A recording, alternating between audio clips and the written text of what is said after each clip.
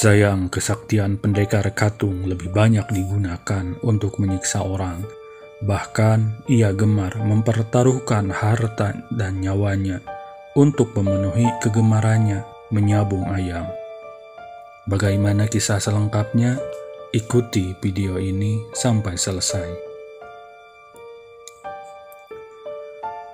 Alkisah dahulu hidup seorang guru mengaji dan pendekar silat yang bernama Tuk Solop. Umurnya sudah sangat lanjut, janggutnya memutih, bahkan untuk berjalan ia harus ditopang dengan tongkat sakti pemberian gurunya. Walau sakti dan terkenal ke seluruh pelosok negeri, namun ia tetap rendah hati. Namun herannya, sejak 7 purnama yang lalu, tidak ada lagi yang berguru kepadanya.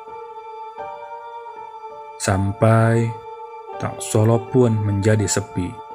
Sementara tidak jauh dari pantai Solop, ada sebuah dusun yang bernama Serimba. Di sini bermukim pendekar Katung yang sangat sakti dan memiliki ilmu silat tingkat tinggi. Kerisnya dapat menyala bagaikan halilintar. Tubuhnya kebal terhadap segala jenis senjata tajam.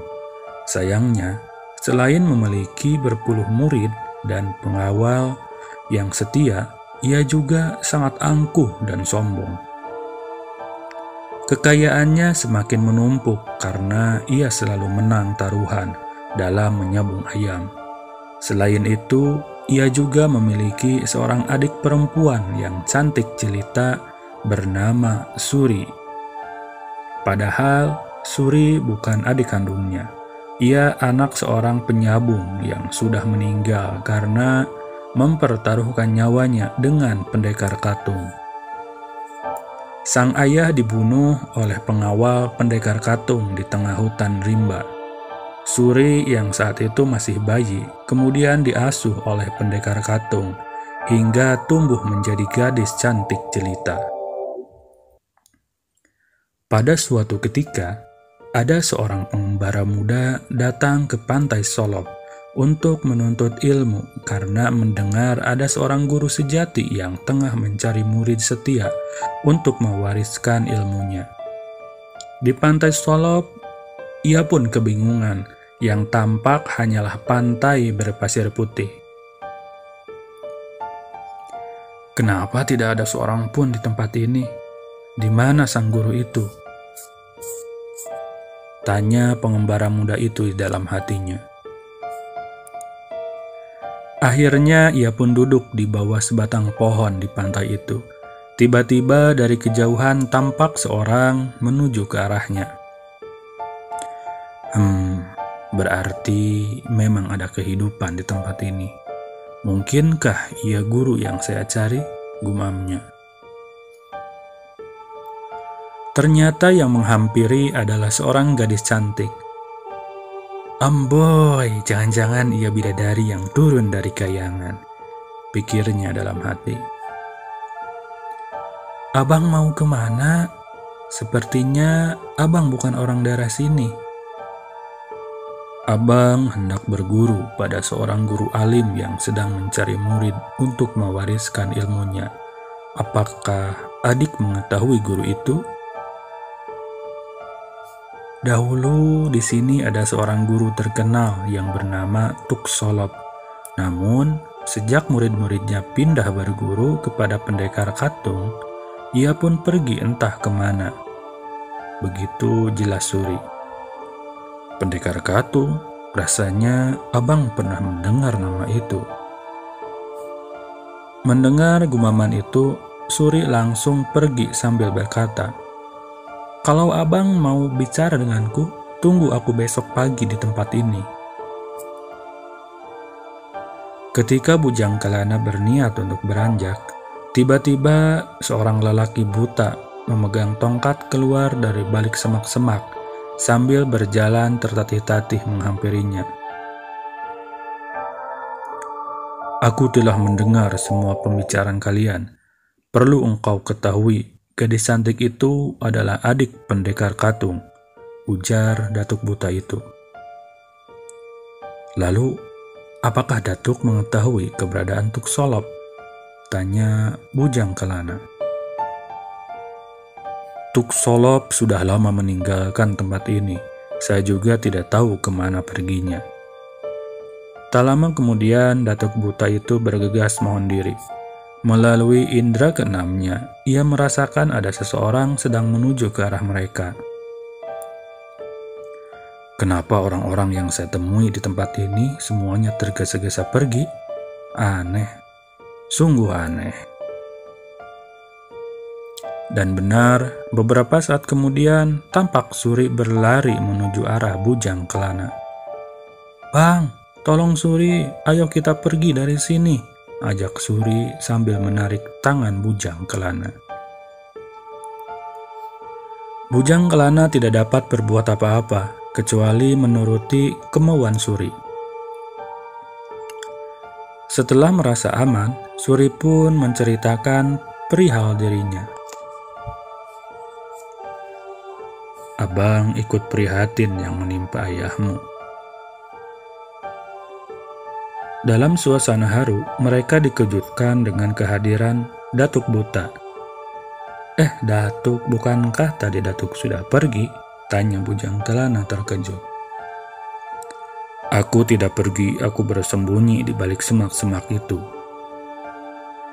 Kalau benar apa yang diceritakan Suri, berarti aku adalah ayahnya. "Maksud Datuk?" "Benar Suri, aku adalah ayahmu.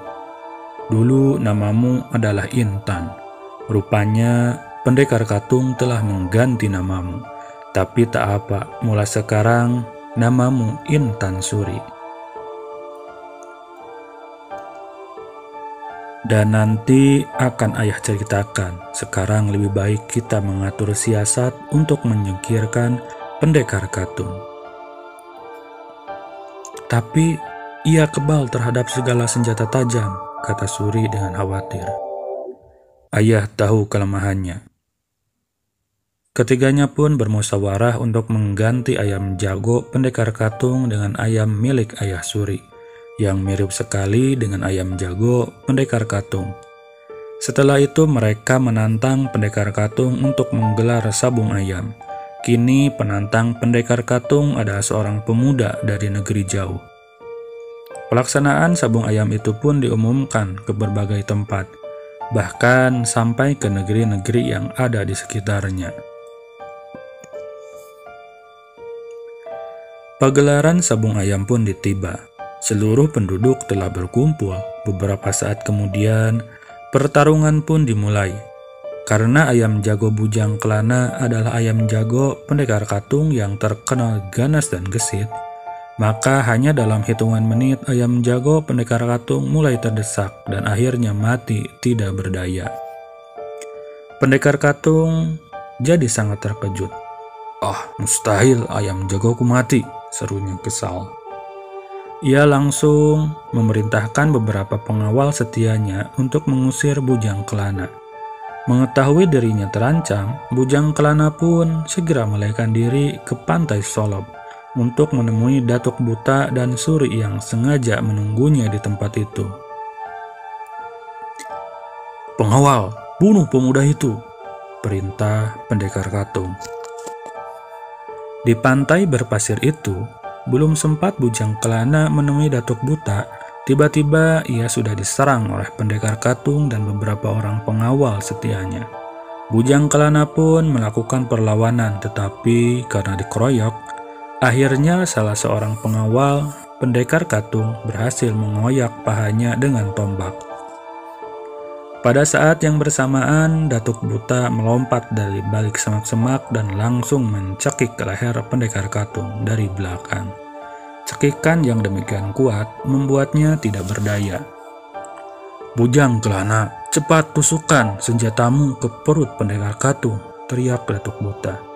Tetapi waktu itu, Bujang Kelana masih menahan serangan dari para pengawal Pendekar Katung yang datang dengan bertubi-tubi. Setelah keadaan membaik, dengan secepat kilat Bujang Kelana langsung menusukkan senjatanya ke bagian perut dan dada Pendekar Katung. Sontak Pendekar Katung langsung tewas. Datuk Buta pun segera menghempaskan tubuh pendekar Katung ke atas pasir dan menatapnya dengan senyum puas. "Terima kasih Kelana, mari kita temui Intan Suri," ajak Datuk Buta. Baru akan melangkah, tiba-tiba Intan Suri keluar dari balik semak-semak dan tubuh berlumuran darah. "Suri, apa yang terjadi denganmu?" tanya Bujang Kelana. "Seorang pengawal pendekar Katung berusaha membunuhku, Abang. Maafkan Suri, mungkin kita tidak ditakdirkan untuk hidup bersama," kata Suri sambil meneteskan air mata. "Adik, kita pasti akan hidup bersama," ungkap Bujang Kelana dengan sedih.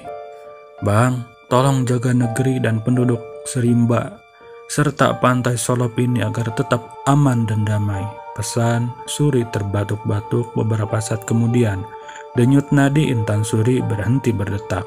Sontak Bujang Kelana pun berteriak sangat keras-kerasnya, "Intan Suri!" "Sebaiknya jenazah Intan Suri kita kubur di dekat pondokku yang ada di tengah hutan ini," ujar Datuk Buta. Bujang Kelana hanya mengangguk lesu. "Datuk, Kelana juga akan pergi," kata Bujang Kelana usai menguburkan kekasihnya sambil mengambil sangkar ayam yang terletak di samping pondok Datuk Buta. Kemudian ia pun bergegas menuju pantai Solop dan melemparkan sangkar ayam itu ke tengah laut sambil bersumpah, "Aku bersumpah, walaupun sangkar ayam itu akan menjadi pulau, aku tidak akan kembali ke negeri ini." Setelah itu, Bujang Kelana pun meninggalkan pantai Solop yang indah. Konon bertahun-tahun kemudian, sangkar ayam itu benar-benar menjelma menjadi sebuah pulau yang oleh masyarakat setempat disebut dengan nama Pulau Sangkar Ayam. Demikian untuk cerita kali ini, semoga menghibur. Sampai berjumpa kembali di cerita-cerita selanjutnya.